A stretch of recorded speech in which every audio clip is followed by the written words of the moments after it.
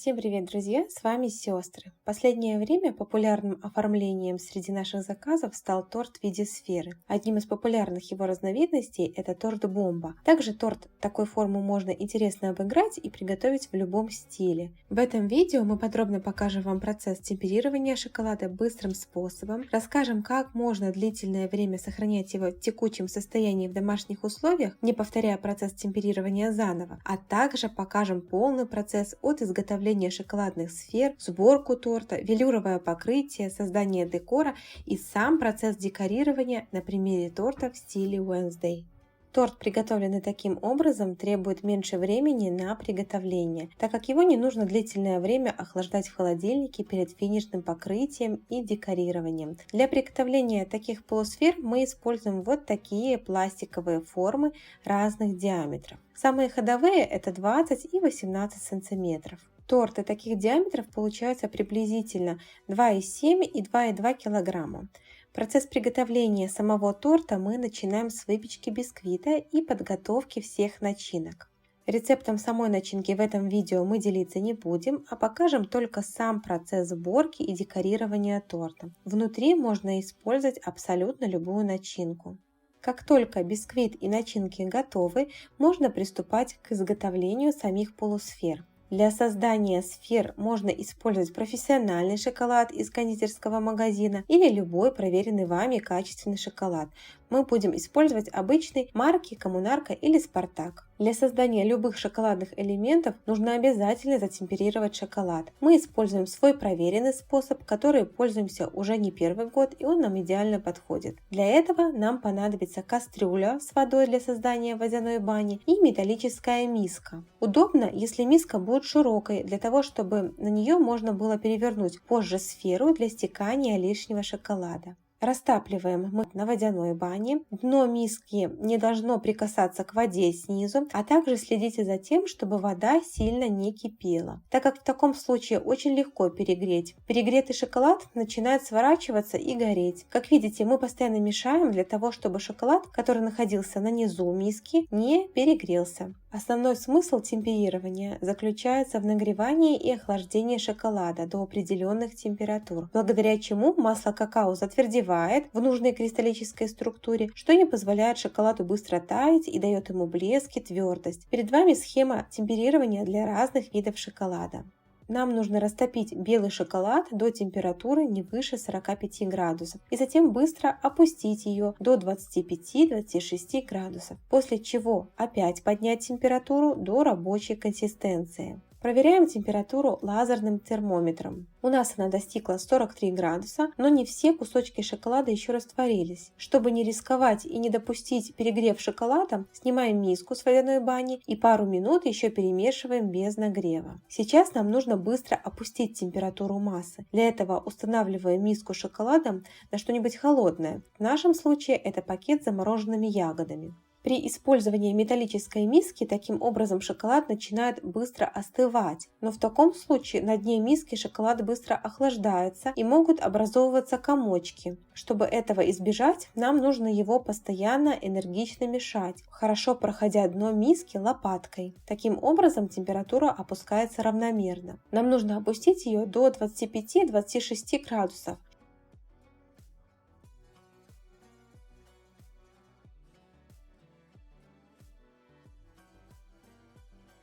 Как только мы видим нужную цифру на термометре, шоколад можно уже использовать, но при этой температуре начинает загустевать и неудобен в работе. Поэтому нам нужно его немного нагреть до рабочей консистенции. Мы берем ту же емкость, с помощью которой создавали водяную баню, просто ставим сверху миску с шоколадом. Плиту включать уже не нужно, так как вода в ковшике еще осталась теплой. Если вдруг у вас она остыла, просто подогрейте ее еще раз, но не нужно доводить воду до кипения. Активно мешаем шоколад, доводя его до рабочей консистенции, приблизительно до 29 градусов. Но главное, чтобы при нагревании температура не превысила 32 градуса. Если вдруг вы превысите данную температуру, то кристаллическая решетка шоколада, которая образовалась при низкой температуре, может разрушиться. Весь процесс темперирования нужно будет повторять заново. Нам удобно заливать сферы при температуре шоколада 28 градусов. Весь процесс темперирования таким образом от момента растопленного шоколада занимает не более 10 минут. Заранее нужно было подготовить широкую миску, куда будет стекать лишний шоколад, и какую-то емкость для того, чтобы сфера потом не каталась по столу. У нас это маленькое кольцо для выпечки. Формы заранее протерли сухой салфеткой, смоченной в спирте. Обращайте внимание, чтобы ни на форме, ни в миске, куда будет стекать шоколад, не было никакой влаги. Температура шоколада сейчас у нас 28 градусов. Начинаем заливать первый слой, равномерно распределяя шоколад по форме. Можно помочь распределить лопаткой и постукивать по форме снизу. Затемперированный шоколад будет быстро застывать, поэтому нужно поторопиться в работе с ним. Переворачиваем форму на миску, и теперь нужно немного отстучать. Таким образом, остатки лишнего шоколада будут стекать вниз.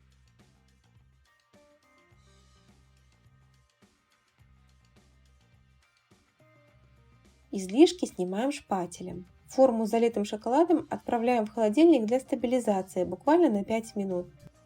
Для того, чтобы нам удалось использовать стекший шоколад еще раз, не прибегая повторно к процессу темперирования, нужно не допустить его застывания. Для этого нужно быстро переложить стекший продукт в миску с оставшимся шоколадом и поставить ее в ковш с теплой водой. Периодически подходим и мешаем шоколад, проверяя температуру, чтобы его значение не превысило 30-32 градусов. Мы периодически снимаем миску с ковша и ставим ее обратно. Если вам удастся сохранить шоколад до следующего этапа работы с ним, не превысив данные температурные значения, кристаллическая решетка не разрушится, и вы сможете использовать данный шоколад, не повторяя процесс темперирования заново. Для создания белой сферы мы используем два вида шоколада – белый и молочный. Первый слой у нас был белый, и как только он застыл, мы будем наносить второй слой шоколада, который будет молочным. Можно было, конечно, и всю сферу залить белым шоколадом, но так как у нас начинка сникерс, хотелось использовать и подходящий шоколад к начинке. Темперируем таким же способом, как и белый, только придерживаемся температурных значений с разницей в 1 градус. При темперировании таким способом удобнее всего использовать именно металлические миски, так как, к примеру, стекло долго сохраняет температуру, и у вас высокий шанс перегреть массу, так как при достижении уже нужной температуры и снятии миски с водяной бани, она будет продолжать нагревать шоколад стенками емкости, которые сильно нагрелись. А процесс остывания стеклянной поверхности не такой быстрый, как металлической. Первый слой постоял в холодильнике буквально 3 минуты и уже застыл. Наносим шоколад вторым слоем для получения нужной толщины сферы. В идеале нужно дать сфере с холодильника немного постоять при комнатной температуре и только потом заливать второй слой шоколада. Таким образом, второй слой будет не такой толстый. Если бы вы заливали сферу полностью белым шоколадом, то процесс заполнения сферы также состоял из 2 этапов. Когда будете заливать шоколад, обязательно протирайте дно миски, так как там образуется конденсат от водяной бани, который может стечь в сферу. Распределяем шоколад таким же образом и отправляем в холодильник для стабилизации. Прошло примерно 5 минут, достаем из холодильника и проверяем. Готовая сфера должна легко отходить от формы. Как только она начинает отходить, между формой и самим шоколадом образуются пустоты из воздуха. И это можно наблюдать, если перевернуть сферу вверх ногами. Убираем форму еще на пару минут в холодильник. Как только весь воздух заполнит саму сферу, шоколадную деталь можно будет доставать. В нашей форме в одном месте шоколад всегда очень плотно прилипает, и мы ему немного помогаем, нажимая деликатно на саму форму. Готовая сфера получается блестящая и не прилипает к рукам. Пока кладем ее обратно в холодильник. И таким же образом мы сделали вторую половинку сферы. Залили сразу белый шоколад, охладили и затем покрыли молочным шоколадом. Только для верхушки торта можно использовать слой шоколада уже не такой толстый, как в нижней части. Помните, что шоколад также должен быть затемперирован. Также нужно сделать основу, на которой будет устанавливаться сфера. Мы используем кольцо диаметром 10 см и формочку 6 см в диаметре. Заливаем туда белый темперированный шоколад при помощи кондитерского мешка. Слой получается около 1 см. Для создания кружочка, куда будет вставляться бенгальский огонь, мы используем форму около 4 см в диаметре и также заливаем туда шоколад. Теперь отправляем это все в холодильник для застывания. А пока можем подготовить подложку, которая обязательно должна быть плотной. Для этого при помощи двухстороннего скотча мы склеиваем 2 подложки из ДВП, шириной 3,2 мм. Если использовать неплотную подложку, то в будущем при поднятии торта за счет прогибов подложки крепление сферы будет ненадежным. Поверхность подложки обязательно нужно обрабатывать спиртом при помощи сухой салфетки. Достаем из формы основание для торта. Оно достается не совсем легко, можно пройти по краю ножом, чтобы снять все налипшие частички шоколада. Тогда основание для торта выйдет намного проще. Само кольцо, куда мы будем устанавливать полусферу, нужно немного зачистить вот таким образом, чтобы оно повторяло изгиб самой сферы. Таким образом, прилегание будет наиболее надежным. Теперь нужно приклеить основание к подложке. Для этого нижнюю поверхность основания нужно немного растопить. Берем горячую поверхность, у нас это тарелка из микроволновки, прикладываем к ней основание, чтобы оно подплавилось, и переставляем его на центр подложки. Основание используем с отверстием для того, чтобы сфера максимально углубилась внутрь и тем самым закрепилась надежнее. Полусферу достали с холодильника и теперь будем крепить ее к основанию. Смазываем растопленным шоколадом и устанавливаем. Торт мы собираем в обычной последовательности, используя все те же ингредиенты. Для сферы диаметром 20 см мы выпекаем бисквиты, которые рассчитаны на рецептуру 18 см. Только бисквит мы будем выпекать разного диаметра. Один корж 20 см, самый нижний будет 10 см и в середине будет 14 см. Бисквиты мы выпекали в кольцах. Также можно делать размазки, если у вас нету колец разного диаметра, но в таком случае получится много обрезков в итоге. Собираем торт в обычной последовательности. Данное исполнение может подойти для срочных заказов, так как начинку не нужно будет выстаивать в холодильнике длительное время для стабилизации, а сразу можно собирать тортик в сфере и можно приступать к декорированию.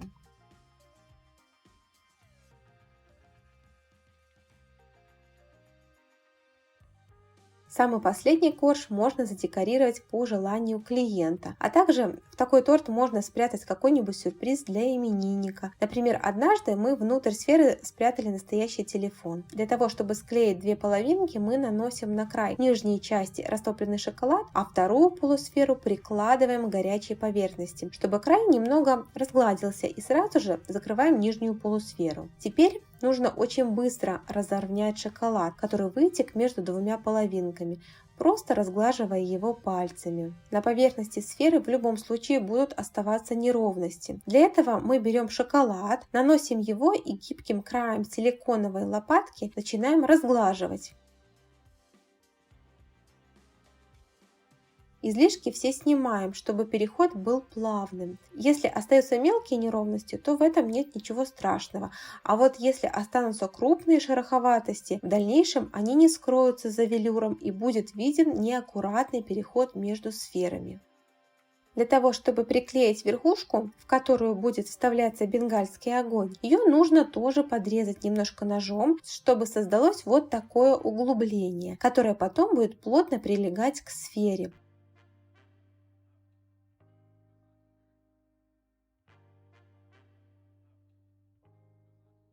Приклеиваем при помощи растопленного шоколада.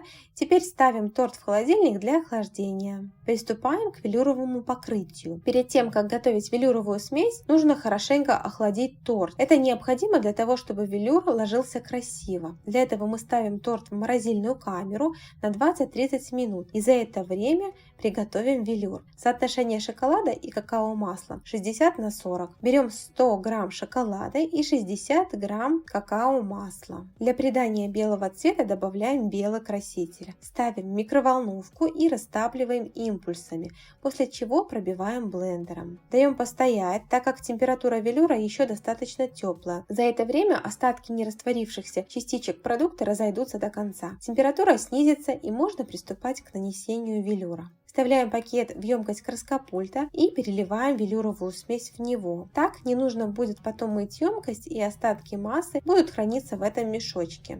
Температура нанесения велюра на белом шоколаде 28-30 градусов. Если будет выше, то покрытие будет некрасивое. Все поверхности, возле которых будет наноситься велюр, лучше чем-нибудь укрыть, иначе потом будете все долго отмывать. Для этих целей можно использовать большую коробку или сделать как мы, застелив все огромным пакетом для мусора, а столик затянули пищевой пленкой. Мы наносим велюр при помощи обычного краскопульта из строительного магазина. Он ничем не отличается от того, что продается в кондитерских магазинах, но однако намного дешевле. Торт достали из морозилки и теперь будем наносить велюр в несколько этапов. Наносим небольшой слой, ждем пока он немного застынет на торте и покрываем следующим слоем. Если вы видите, что велюр уже не застывает, тогда нужно поставить на какое-то время торт в морозилку для охлаждения и продолжить нанесение через пару минут. Краскопульт держим на расстоянии. Если будете подносить слишком близко к торту, то струя краски будет ложиться плотно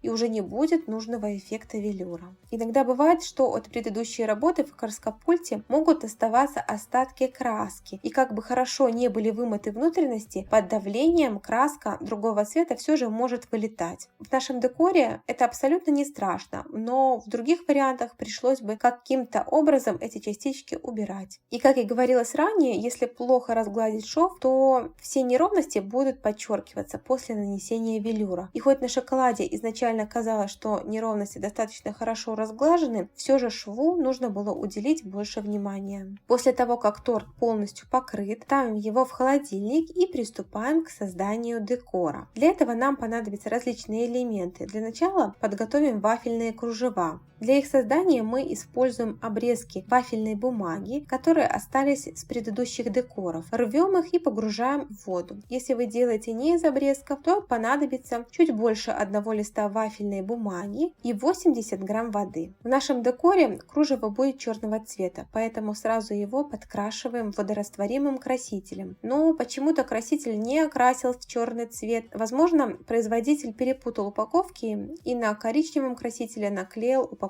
для черного. Если у кого-то тоже такое было, напишите, пожалуйста, об этом в комментариях. Берем уже другой порошкообразный краситель черного цвета. Теперь все пробиваем блендером. Для создания кружева нужна определенная густота массы. В данном случае масса жидковата, и для этого добавляем еще вафельную бумагу. Для того, чтобы кружево было не хрупким, добавляем пищевой глицерин, приблизительно пол чайной ложки. А также нужно добавить чайную ложку растительного масла. И еще раз пробиваем блендером до однородности. Масса по консистенции должна получиться как кефир. Оставляем в сторонку на пару минут для того, чтобы все мелкие кусочки до конца разошлись. Теперь можно жарить. Для этого понадобится антипригарная сковорода. Нагреваем ее на среднем огне и вот таким образом распределяем силиконовой лопаткой массу. Жарим, пока не испарится влага. Итог готового листа мы, к сожалению, не сняли, забыли включить камеру. Сейчас подготовим цветные подтеки. Замачиваем 2 грамма желатина в 10 граммах воды. Желатин должен настояться и набухнуть. На это уйдет примерно 10-15 минут. В отдельной емкости у нас 35 грамм сливок жирностью 33%, 35 грамм сгущенного молока, 50 грамм белого шоколада и 15 грамм сливочного масла. Ставим все это в микроволновку и растапливаем, периодически доставая и помешиваем. Потеки у нас будут красные. Закрашиваем такую смесь обычными гелевыми красителями. И совсем не обязательно, чтобы они были жирорастворимыми. У нас водорастворимый топ-декор. Пробиваем массу блендером. Так как она у нас еще теплая, в нее сразу же вносим набухший желатин. В теплой среде он быстро разойдется. При длительном взбивании блендером данные потеки могут загустевать. Но лучше длительно не использовать блендер. Даем немного постоять и еще раз перемешиваем. Приступаем к декорированию. Чтобы вставить фитилек, делаем чем-то острым небольшое отверстие и только потом вставляем его. Картинку мы распечатали на кусочке мастики, который пролежал около суток при комнатной температуре и подсох. Раньше, когда у нас еще не было пищевого принтера, печатали картинки на вафельной бумаге в кондитерских магазинах, а затем клеили на мастику. С появлением пищевого принтера у нас весь процесс облегчился. Теперь нужно вставить Wednesday в торт. Используем длинную шпажку, чтобы она вся вошла в торт. Также прокручиваем чем-то острым отверстие и только тогда вставляем фигурку.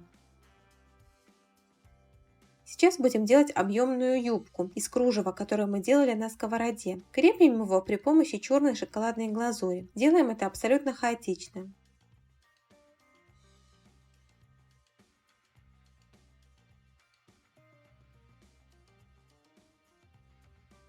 Теперь добавляем другие элементы, которые были обсуждены с заказчиком. Буквочки выполнены из шоколадной черной глазури. Подплавляем их обратную сторону на теплой поверхности тарелки из микроволновки и приклеиваем сразу к торту. Ложкой наносим цветные потеки на подложку и прямо на них устанавливаем шоколадную сферу. Если потеки уже загустели, можно их немного аккуратно разогреть в микроволновке или на водяной бане. В сферу нужно вставить руку. Также делаем аккуратно дырочку и затем вставляем туда мастичную фигурку, которая так же, как и Wednesday, была распечатана на пищевом принтере.